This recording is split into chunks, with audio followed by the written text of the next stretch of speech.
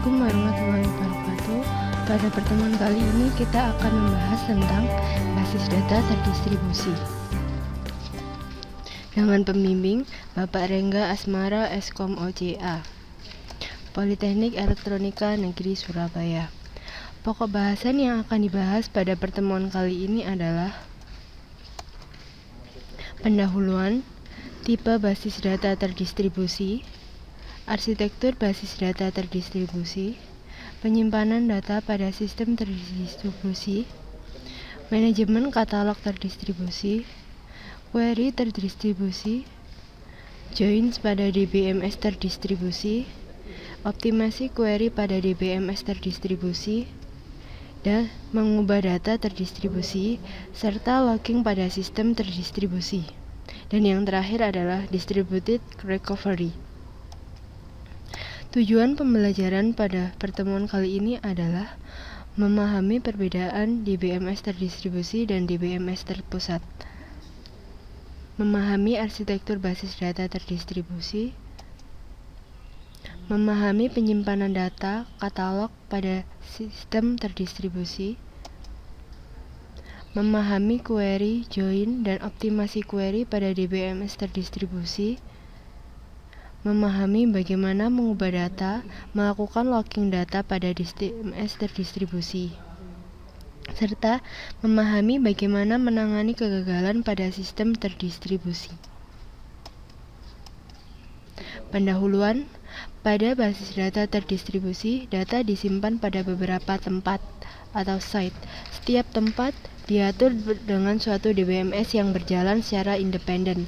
Properti pada basis data terdistribusi adalah yang pertama, independent data terdistribusi. Pemakai tidak perlu mengetahui letak suatu data. Transaksi distribusi atomik. Pemakai dapat menuliskan transaksi yang mengakses dan mengubah data pada beberapa tempat. Selanjutnya adalah tipe basis data terdistribusi. Terdapat dua tipe basis data terdistribusi, yaitu yang pertama homogen, suatu sistem di mana setiap tempat menjalankan tipe DBMS yang sama. Yang kedua adalah heterogen, suatu sistem di mana setiap tempat yang berbeda menjalankan DBMS yang berbeda, atau relational DBMS atau non-relational DBMS. Ini merupakan gambaran dari basis data terdistribusi heterogen yang memiliki sebuah gateway. Selanjutnya yaitu dari arsitektur basis data terdistribusi, terdapat dua arsitektur alternatif DBMS terdistribusi, yaitu yang pertama adalah arsitektur client server, arsitektur collaboration server. Sistem client server mempunyai satu atau lebih proses klien dan proses server, dan juga sebuah proses klien dapat mengirim query pada sembarang proses server. Klien bertanggung jawab pada interface user, sedangkan server mengatur data dan mengeksekusi transaksi. Alasan arsitektur ini menjadi populer adalah implementasi yang relatif sederhana karena pembagian fungsi yang baik dan server yang tersentralisasi. Mesin server yang mahal sehingga utilitasnya tidak terpengaruh pada interaksi pemakai.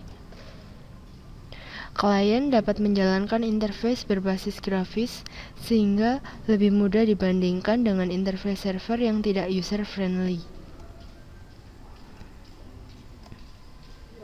Pada saat menulis aplikasi klien server, perlu diingat batasan antara klien dan server untuk menjaga komunikasi antara keduanya yang berorientasi himpunan. Khususnya membuka kursor dan mengambil tupel pada satu waktu membangkitkan beberapa pesan dan dapat diabaikan.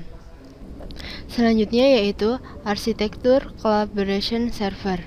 Collaboration server digunakan untuk mengurangi perbedaan yang digunakan oleh alternatif arsitektur client server. Terdapat sekumpulan server berbasis data yang menjalankan transaksi data lokal yang bekerja sama mengeksekusi transaksi pada beberapa server. Jika server menerima query yang membutuhkan akses ke data pada server lain, sistem akan membangkitkan subquery yang dieksekusi server lain dan mengambil hasilnya bersama untuk menggabungkan menjadi query asal.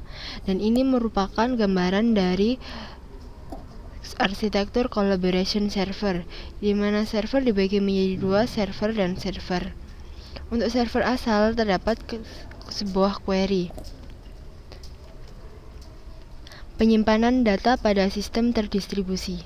Relasi disimpan pada beberapa tempat. Pengaksesan relasi yang disimpan pada remote site mengakibatkan biaya melewatkan pesan. Untuk menguranginya, sebuah relasi dipartisipasi atau difragmentasi ke beberapa tempat di mana fragmen tersebut sering diakses. Selanjutnya kita akan membahas tentang fragmentasi. Fragmentasi terdiri dari relasi yang dibagi ke relasi atau fragmen yang lebih kecil dan mengirim fragmen tersebut pada beberapa tempat. Terdapat dua macam fragmentasi, yaitu fragmentasi horizontal dan fragmentasi vertikal. Fragmentasi horizontal adalah setiap fragmen terdiri dari sebuah subset baris dari relasi asal, sedangkan untuk fragmentasi vertikal, setiap fragmen yang terdiri dari sebuah subset kolom dari relasi asal. Dan ini merupakan gambaran dari fragmentasi horizontal dan fragmentasi vertikal. Fragmentasi horizontal lebih mengarah ke arah datar, sedangkan fragmentasi vertikal dari atas ke bawah. Selanjutnya yaitu kita akan membahas tentang replika. Replika merupakan proses penyimpanan beberapa kopi dari sebuah relasi atau fragmen relasi. Keseluruhan relasi dapat direplikasi pada suatu tempat atau lebih. Berikut adalah ilustrasi replikasi. Ini merupakan replikasi R1, R3, kemudian ada site A, site B, R1, dan kemudian R3 direplikasi menjadi R2. Motivasi untuk replika adalah sebagai berikut, yaitu meningkatkan ketersediaan data. Jika suatu tempat yang berisi replika melambat, kita dapat menemukan data yang sama pada tempat lain. Jika kopi lokal dari relasi yang di-remote tersedia, maka tidak terpengaruh saluran komunikasi yang gagal. Evaluasi query yang lebih cepat karena dapat menggunakan kopi lokal dari relasi termasuk ke remote site. Selanjutnya yaitu manajemen katalog terdistribusi. Menyimpan data terdistribusi pada beberapa tempat dapat menjadi sangat kompleks dengan nama yang berbeda-beda. Menyimpan data bagaimana relasi difragmentasi dan replikasi, bagaimana fragmen relasi didistribusikan ke beberapa tempat dan disimpan. Query terdistribusi terdiri dari fragmentasi horizontal, tuple dengan rating kurang dari 5 pada Shanghai, kemudian lebih besar sama dengan 5 pada Tokyo, maka harus dihitung sum dan count pada kedua tempat. Untuk yang fragmentasi vertikal, SID dan rating pada Shanghai, SNAME dan age pada Tokyo. Kemudian replikasi, Sailor dikopikan pada kedua tempat. Selanjutnya yaitu kita akan membahas tentang join pada DBMS terdistribusi. Contohnya, London menyimpan 500 halaman Sailor dan Paris menyimpan 1000 halaman receivers. Maka dapat digambarkan melalui gambar di bawah ini, yaitu London dengan Sailor 500 halaman dan Paris dengan receiver 1000 halaman. Untuk yang semi-join, teknik ini ditujukan untuk mengurangi jumlah tuple receivers yang dikirim, dengan mengurangi biaya komputasi dan proyeksi pengiriman dan untuk biaya pengiriman relasi receivers penuh. Idenya terdiri dari langkah berikut, yaitu yang pertama di London, proyeksikan Sailors ke kolom join dan dikirimkan ke Paris. Di Paris, lakukan join pada proyeksi Sailors dengan receivers. Hasil join disebut reduksi dari receivers dengan Sailors. Kirimkan reduksi receivers ke London. Pada London, join sailors dengan receivers yang sudah direduksi. Selanjutnya yaitu optimasi query pada DBMS terdistribusi. Untuk optimasi query pada sistem terdistribusi menggunakan pendekatan biaya. Perbedaan optimasi query pada sistem terdistribusi dan sistem tersentralisasi adalah: yang pertama, biaya komunikasi harus dipertimbangkan. 2. Otonomi tempat lokal harus diperhatikan. Yang ketiga, menggunakan metode join terdistribusi yang baru. Mengubah data terdistribusi. Replikasi transaksi dapat dilakukan dengan cara synchronous replication, yaitu semua copy relasi yang dimodifikasi harus diubah sebelum modifikasi transaksi commit. Distribusi dapat dibuat transparan ke dalam pemakai. Asynchronous replication. Copy dari sebuah relasi yang dimodifikasi hanya diubah secara periodik. Copy yang berbeda akan keluar dari sinkronisasi. User harus waspada pada distribusi data. Produk saat ini mengikuti pendekatan ini. Synchronous replication. Dua teknik untuk menjamin transaksi terlihat nilai yang sama dengan copy. Yang pertama dengan copy voting, yaitu transaksi harus menulis mayoritas copy untuk modifikasi sebuah objek. Harus membaca cukup copy untuk meyakinkan bahwa terlihat, setidaknya pada satu copy saat itu. Teknik ini biasanya tidak atraktif karena pembacaan adalah yang biasa. Yang kedua dengan cara read any write all. Penulisan lebih lambat dan pembacaan lebih cepat daripada teknik voting. Teknik ini banyak digunakan pada synchronous replication. Pemilihan teknik synchronous replication akan menentukan tempat mana yang terkunci untuk setting. Biaya pada synchronous replication adalah sebagai berikut. Sebelum transaksi yang diubah commit, harus dilihat penguncian pada semua copy yang dimodifikasi. Kirimkan perintah log ke remote site dan sementara menunggu respon pegang kunci yang lain. Jika tempat atau saluran gagal, transaksi tidak dapat commit sampai transaksi kembali. Meskipun tidak terjadi kegagalan, commit harus mengikuti commit protokol dengan beberapa pesan yang mahal. Karena itu, alternatif teknik asynchronous replication banyak digunakan. Setelah kita membahas tentang synchronous replication, sekarang kita akan membahas tentang asynchronous replication. Asynchronous replication mengizinkan memodifikasi transaksi commit sebelum semua copy diubah. Pemakai harus waspada copy yang keluar dari sinkronisasi untuk suatu periode waktu yang pendek. Teknik asynchronous replication menggunakan dua pendekatan, yaitu primary set dan peer-to-peer replication.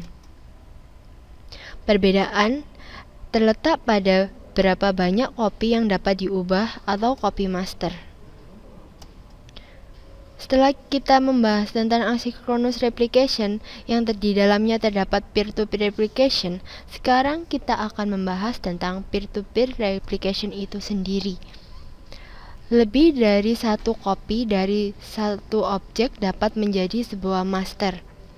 Perubahan ke copy master harus dipropaganda ke copy lain dengan cara yang berlainan.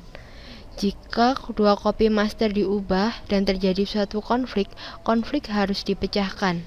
Teknik ini bagus digunakan jika konflik tidak terjadi. Misalnya, setiap tempat master memiliki fragmen disjoin dan yang memiliki hak pengubahan dimiliki oleh satu master pada satu waktu. Selanjutnya yaitu kita akan membahas tentang primary site replication. Tepat satu copy dari suatu relasi digunakan sebagai primary copy atau master copy. Replika pada tempat lain tidak langsung diubah. Primary copy dipublikasikan. tempat lain menjalankan fragmen ke relasi ini, terdapat beberapa kopi sekunder. Isu utama dalam primary site replication adalah bagaimana pengubahan primary copy dapat dipropaganda ke kopi sekunder. Hal ini dapat dilakukan dalam dua langkah, yaitu yang pertama, langkah pertama diambil pengubahan yang dibuat dalam transaksi commit, dan yang kedua adalah di aplikasi perubahan tersebut. Implementasi primary set pada asynchronous replication, yaitu yang pertama, isu utama dalam mengimplementasikan primary site replication adalah menentukan berapa banyak perubahan ke primary copy dipropaganda ke copy sekunder. Perubahan biasanya dipropaganda dalam dua langkah, yaitu capture dan apply. Perubahan dibuat dengan transaksi commit ke primary copy yang diidentifikasi selama langkah capture dan dipropaganda ke copy sekunder selama langkah apply. Selanjutnya yaitu mengimplementasikan langkah query. Langkah capture diimplementasikan dengan satu atau dari dua pendekatan, yaitu log-based capture dan procedural capture. Untuk log-based capture, yaitu untuk log, penyimpanan recovery digunakan untuk membangkitkan change data table atau CDT. Jika hal ini dikerjakan, ketika log terakhir ditulis ke disk, harus menghapus perubahan ke subsequent yang dihentikan transaksi.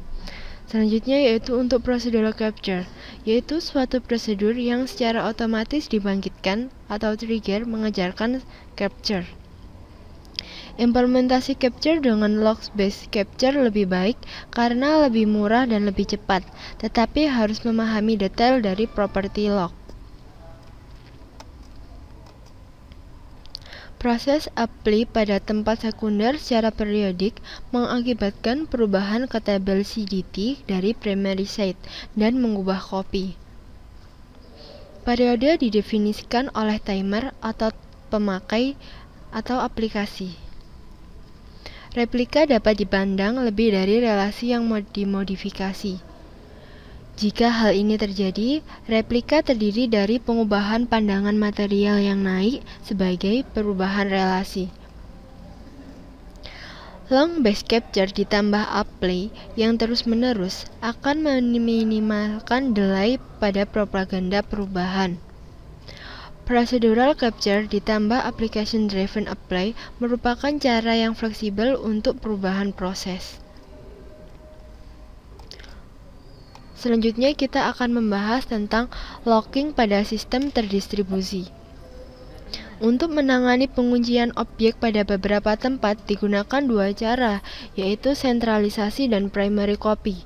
Untuk sentralisasi, satu tempat melakukan semua penguncian dan membuka kunci untuk semua objek. Semua penguncian untuk suatu objek dikerjakan pada tempat primary copy objek tersebut. Dan untuk yang kedua, untuk pembacaan membutuhkan ke tempat terkunci sebaik tempat di mana objek disimpan.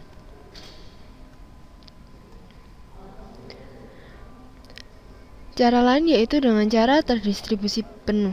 Penguncian untuk suatu copy dilakukan pada tempat di mana copy disimpan. Hal ini mengunci suatu tempat pada saat menulis objek. Distributed deadlock detection. Setiap tempat menangani local wait for grab. Deadlock global akan terjadi jika local grab tidak membentuk siklus seperti dapat dilihat pada gambar 76 yang menunjukkan terjadinya deadlock global, yaitu pada site A, site B, dan global. Site A terjadi untuk T1 ke dalam T2, sedangkan site B T2 ke dalam T1. Sedangkan untuk global, T1 dan T2 saling timbal balik. Untuk mendeteksi deadlock digunakan tiga solusi, yaitu sentralisasi, hierarki, dan timeout. Sentralisasi yaitu mengirim semua local grab ke satu tempat. Untuk hierarki yaitu mengorganisasi tempat ke dalam suatu hierarki dan mengirim lokal ke grab ke parent dari hierarki. Untuk yang ketiga yaitu timeout, yaitu menghentikan transaksi jika menunggu terlalu lama. Selanjutnya kita akan membahas tentang distributed recovery. Proses pemulihan pada DBMS terdistribusi lebih kompleks daripada DBMS tersentralisasi karena sebagai berikut, yaitu terjadi kegagalan yang baru, misalnya saluran komunikasi dan remote site. Jika subtransaksi dari suatu transaksi mengeksekusi tempat yang berbeda, semua atau tidak ada yang harus commit. Hal ini memerlukan commit protokol untuk menangani hal tersebut. Suatu lock ditangani pada setiap tempat, sebagaimana pada DBMS tersentralisasi, dan aksi commit protokol ditambahkan pada lock. Selanjutnya kita akan membahas tentang two-phase commit, atau dapat disingkat dengan 2PC. Tempat di mana transaksi asal disebut dengan koordinator, sedangkan tempat lain di mana transaksi mengeksekusi disebut subordinate. Jika sebuah transaksi ingin commit, maka koordinator mengirim pesan prepare ke semua subordinate. Subordinate memaksa menulis rekaman log abort atau prepare dan mengirim suatu pesan no or yes ke koordinator. Jika koordinator menerima pesan yes, maka koordinator memaksa menulis suatu rekaman log commit dan mengirim pesan commit ke semua subordinate.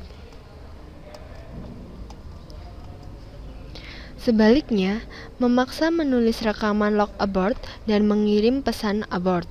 Subordinate memaksa menulis rekaman log abort atau commit berdasarkan pesan yang didapat, kemudian mengirim pesan ECK ke koordinator. Koordinator menulis rekaman log N setelah mendapatkan semua pesan ECK. Restart setelah suatu kegagalan pada suatu tempat. Jika kita mempunyai rekaman log commit atau abort untuk transaksi T, tetapi tidak mempunyai rekaman N, maka harus redo atau undo T.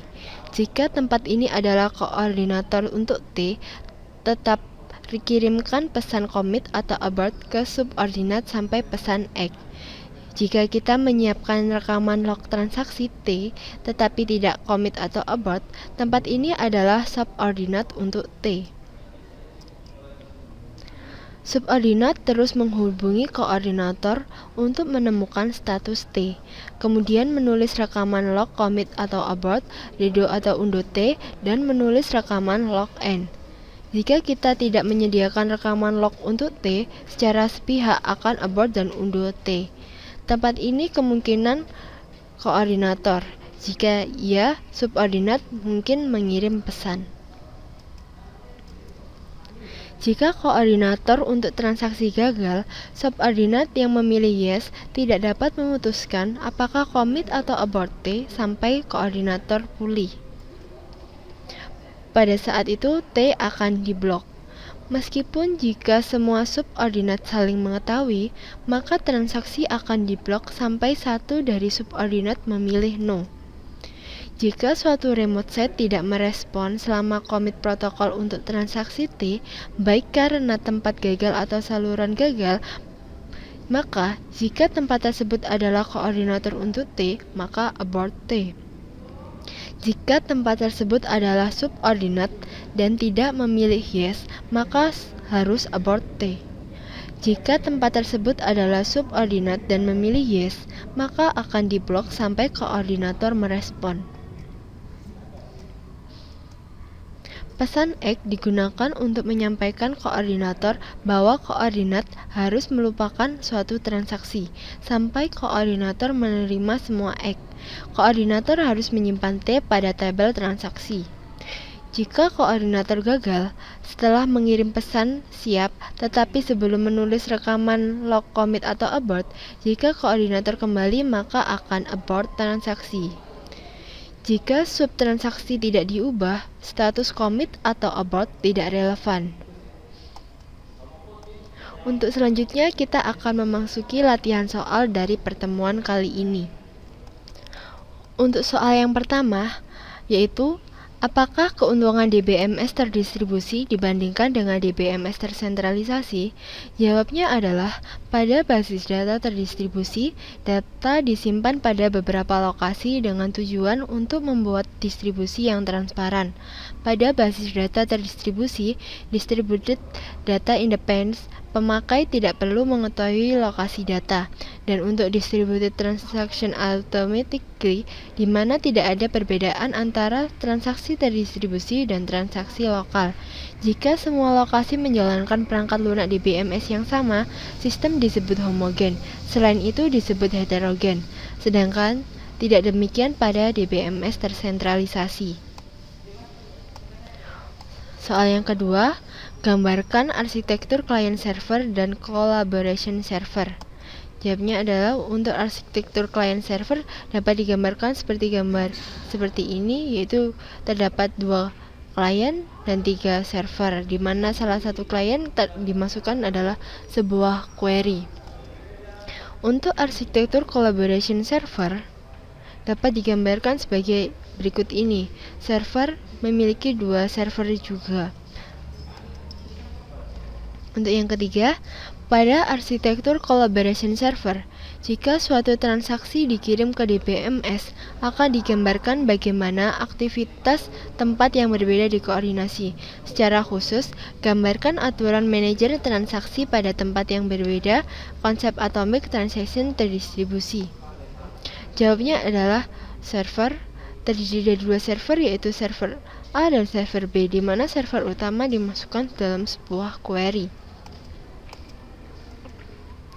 Yang keempat, definisikan fragmentasi dan replikasi dalam hal di mana data disimpan. Untuk fragmentasi terdiri dari relasi yang dibagi ke relasi atau fragmen yang lebih kecil dan mengirim fragmen pada beberapa tempat. Terdapat 2 macam fragmentasi, yaitu fragmentasi horizontal dan fragmentasi vertikal. Pada fragmentasi horizontal, setiap fragmen terdiri dari sebuah subset baris dari relasi asal. Pada fragmentasi vertikal, setiap fragmen terdiri dari sebuah subset kolom dari relasi asal. Dan ini merupakan gambaran dari fragmentasi, terdiri dari fragmentasi vertikal untuk dari kolom dari atas ke bawah, dan untuk fragmentasi horizontal dari kiri ke arah kanan. Untuk replikasi berarti bahwa kita menyimpan beberapa kopi sebuah relasi atau fragmen relasi. Keseluruhan relasi dapat direplikasi pada 1 atau lebih tempat. Sebagai contoh, jika relasi R difragmentasi ke R1, R2, dan R3, kemungkinan terdapat hanya 1 kopi R1, di mana R2 adalah replikasi pada 2 tempat lainnya, dan R3 replikasi pada semua tempat. Dapat digambarkan seperti gambar di samping kanan ini. Untuk soal yang kelima, apakah perbedaan antara replikasi sinkronus dan asinkronus? Jawabnya adalah, untuk synchronous replication, semua kopi dari relasi yang dimodifikasi atau fragmen harus diubah sebelum modifikasi transaksi commit. Distribusi dapat dibuat transparan ke pemakai. Sedangkan untuk asynchronous replication, kopi dari sebuah relasi yang dimodifikasi hanya diubah secara periodik.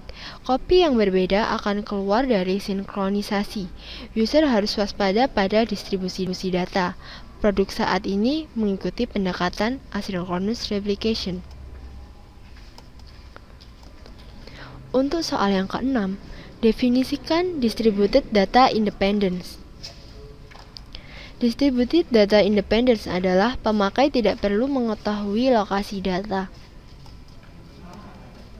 Untuk yang ketujuh, bagaimana teknik voting dan read one read all diimplementasikan pada replikasi sinkronus? Jawabnya adalah, untuk voting, transaksi harus menulis mayoritas kopi untuk memodifikasi sebuah objek, harus membaca kopi untuk meyakinkan bahwa terlihat setidaknya 1 dari kopi saat itu. Misalnya, terdapat 10 kopi, 7 penulisan untuk perubahan, dan 4 kopi untuk pembacaan. Setiap kopi mempunyai nomor versi. Teknik ini biasanya tidak atraktif karena pembacaannya adalah hal yang biasa. Untuk read any read all, penulisan lebih lama dan pembacaan lebih cepat daripada teknik voting. Teknik ini banyak digunakan pada synchronous replication. Dan untuk yang nomor yang ke-8, berikan penjelasan bagaimana synchronous replication diimplementasikan, khususnya jelaskan method capture dan apply. Implementasi primary set pada synchronous replication. Isu utama dalam mengimplementasikan primary set replication adalah menentukan berapa banyak perubahan ke primary copy di propaganda ke copy sekunder. Perubahan biasanya di propaganda dalam 2 langkah, yaitu capture dan apply. Perubahan dibuat dengan transaksi commit ke primary copy yang diidentifikasi selama langkah capture dan di propaganda ke copy sekunder selama langkah apply. Mengimplementasikan langkah capture diimplementasikan dengan satu dari 2 pendekatan, yaitu log-based capture dan procedural capture. Untuk log-based capture, log menyimpan recovery digunakan untuk membangkitkan change data table atau CDT. Jika hal ini dikerjakan ketika log terakhir ditulis ke disk, harus menghapus perubahan ke subsequent yang dihentikan transaksi. Selanjutnya yaitu untuk procedural capture, suatu prosedur yang secara otomatis dibangkitkan trigger mengerjakan capture. Proses apply pada tempat sekunder secara periodik mengakibatkan perubahan ke tabel CDT dari primary site dan mengubah copy. Perubahan didefinisikan oleh timer atau pemakai aplikasi. Replika dapat dipandang lebih dari relasi yang dimodifikasi. Jika hal ini terjadi, replika terdiri dari pengubahan pandangan material yang naik sebagai perubahan relasi. Nomor 9. Apakah perbedaan antara log-based dan procedural untuk implementasi capture? Log-based capture atau log menyimpan recovery digunakan untuk membangkitkan change data table atau CDT. Jika hal ini dikerjakan ketika log terakhir ditulis ke disk, harus menghapus perubahan ke subsequent yang dihentikan transaksi. Procedural capture, suatu prosedur yang secara otomatis dibangkitkan trigger mengerjakan capture. Untuk soal yang ke-10, mengapa pemberian nama unik pada objek basis data lebih kompleks pada DBMS terdistribusi? Jawabnya adalah karena jika suatu relasi di fragmen dan di replika, setiap partisi memerlukan nama global yang unik yang disebut relation name. Manajemen katalog terdistribusi diperlukan untuk menyimpan rekaman di mana data disimpan. Cukup sekian untuk pembahasan pada pertemuan kali ini. Semoga bermanfaat bagi kita semua. Terima kasih. Wassalamualaikum warahmatullahi wabarakatuh.